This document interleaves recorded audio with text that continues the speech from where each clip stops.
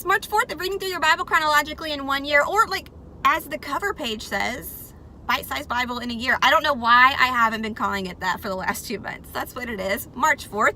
I am in the parking lot waiting for my prescription. Like, I've been sitting here for an hour and I'm thinking, what is taking so long? But you know what? I just realized, you know what? The world doesn't revolve around me.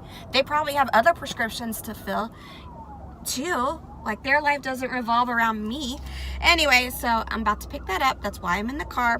So we read Numbers 16 through 18. Now, yesterday I told you 16 and 17. I apologize. Just get the Bible.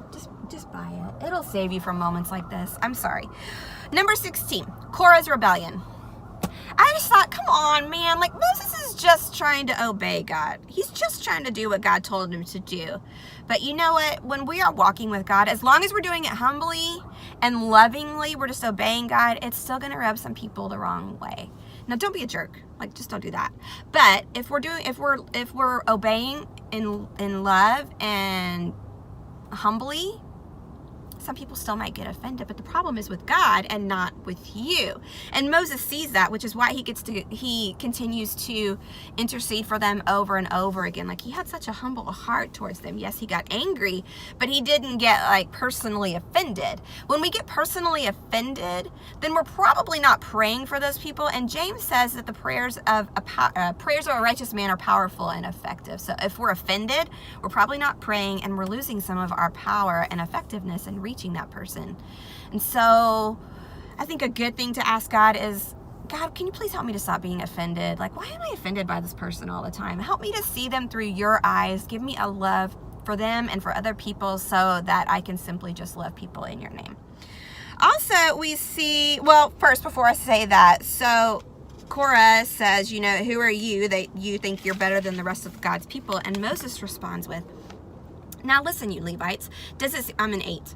Does it seem insignificant to you that the God of Israel has chosen you from all of the community of Israel to be near him so you can serve in the Lord's tabernacle and stand before the people to minister to them? Korah, he's already given this special ministry to you and your fellow Levites. Are you now demanding the priesthood as well? The Lord is the one you and your followers are really revolting against. Korah and his people had not made peace with what God had called them to do in respect to what God had called Moses to do. They were looking at him and really coveting his position. And God said they're revolting, not like repugnant. They're not. It's a revolting against him. So when we're thinking about and looking at other people's calling and going, I wish I could be that, or I wish I could do that. And it's not, like, I used to look at some leaders and be like, I want what they have. What they had was Christ.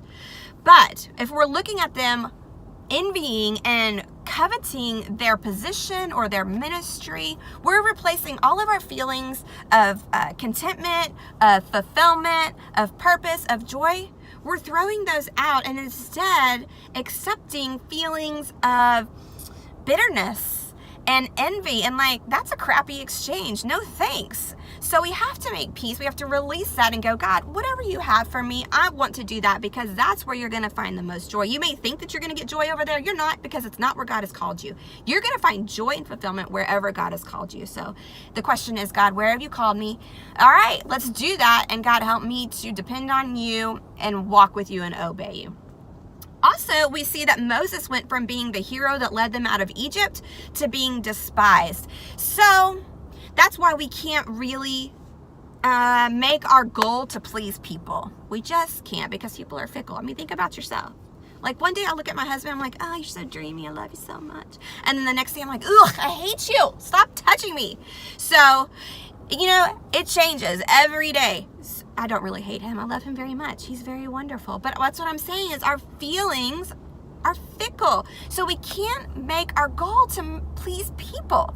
And that's why I have memorized Galatians 10:1. And it says, am I now trying to win the approval of men or God? Or am I trying to please men? If I were still trying to please men, I would not be a servant of Christ. So who are you trying to please? Is your whole goal in life to please people? And be honest about that assessment. The reason I have memorized this is because that is my struggle. I want to please people. So is that your goal, to please people, or is your goal to please God? If your goal is to please God, you're going to love people. And you can let go of needing to make everyone happy, because it's not going to happen anyway. You're free to just love God and love the people he puts in front of you. All right.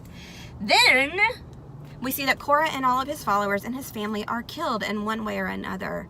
So he led all these people straight into destruction. Who are you listening to?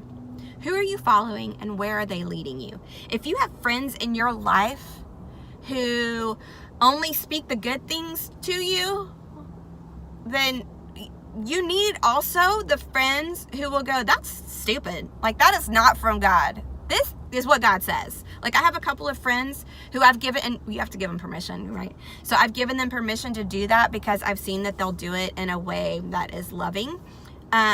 Sometimes, but we all know that we love each other and we keep each other accountable. If you don't have those people, you need to give somebody the permission to do that in your life. Somebody you trust really loves you and is really just speaking truth. Because if they're not speaking truth, then they're not leading you to Christ. And you need to be leading them to Christ. And sometimes truth sounds like something we don't want to hear.